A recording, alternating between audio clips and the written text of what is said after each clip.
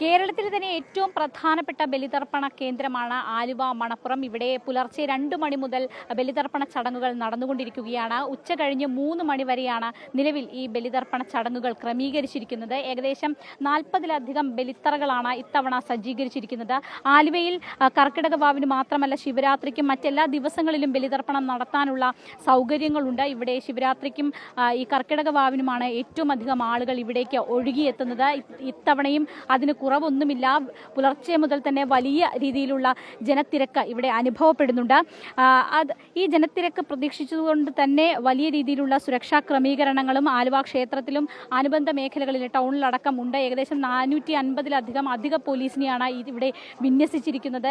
3 ACPമാരുടെ നേതൃത്വത്തിൽ വലിയ പോലീസ് സന്നാഹം, ഗതാഗത നിയന്ത്രണം ഒക്കെ ആലുവ ടൗണിലും പരിസരത്തുമായിട്ട് ഉണ്ട്. ക്ഷേത്രത്തിലും ഇത്തവണ, അതായത് ബലിതർപ്പണത്തിന് മാത്രമല്ല അതല്ലാതെ ക്ഷേത്ര ദർശനത്തിനായിട്ടും നിരവധി ആളുകൾ ഇവിടേക്ക് എത്തുന്നുണ്ട്. പുലർച്ചെ മുതൽ വലിയ ഭക്തജന തിരക്കാണ് ഇവിടെ അനുഭവപ്പെടുന്നത്. ഇതിൽ രാവിലെ മുതൽ പ്രത്യേക പൂജകളും മറ്റും ക്ഷേത്രത്തിൽ ഉണ്ടായിരുന്നു. കർക്കിടക വാവ് ബലിയോടനുബന്ധിച്ചിട്ടുള്ള പ്രത്യേക പൂജകളും ഒക്കെ തന്നെ ആരംഭിച്ചിരുന്നു. എന്തായാലും വലിയ തിരക്ക് ക്ഷേത്രത്തിൽ അടക്കം അനുഭവപ്പെടുന്നുണ്ട്. എറണാകുളം ജില്ലയിൽ ആലുവയിൽ മാത്രമല്ല ഇവിടെ അദ്വൈത ആശ്രമത്തിലും അതുപോലെ തന്നെ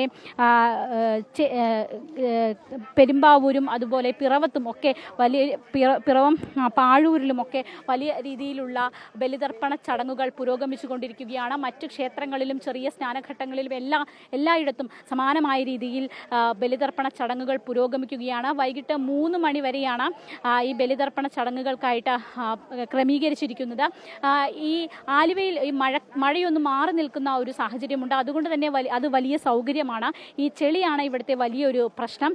മഴ പെയ്തിട്ടുണ്ടെങ്കിൽ ആലുവ പുഴ ഇവിടേക്ക് കയറുന്നതാണ്. വലിയ രീതിയിലുള്ള വെള്ളപ്പൊക്കം അടക്കമുണ്ടാകുന്ന ഒരു സ്ഥലം തന്നെയാണ്. അതുകൊണ്ട് തന്നെ ചെളി എല്ലാ സമയത്തും ഇവിടെ വലിയൊരു വില്ലനായിട്ട് ഉണ്ടാകാറുണ്ട്. ഇത്തവണയും സമാനമായ രീതിയിൽ ചിലരൊക്കെ രാവിലെ തെന്നി വീഴുന്ന കാഴ്ചയൊക്കെ കണ്ടു. എന്തായാലും വലിയ രീതിയിലുള്ള ഒരു തിരക്ക് ഇപ്പോഴും അനുഭവപ്പെടുന്നുണ്ട്. ഒരു 8 മണിയോടുകൂടി പുലർച്ചെ ഉള്ളതിനേക്കാൾ വലിയ തിരക്കാണ് 8 മണിയോടുകൂടി ഈ പ്രദേശത്ത് ഉണ്ടായിരുന്നു. അമ്മ എവിടെ നിന്നാണ് വരുന്നത്?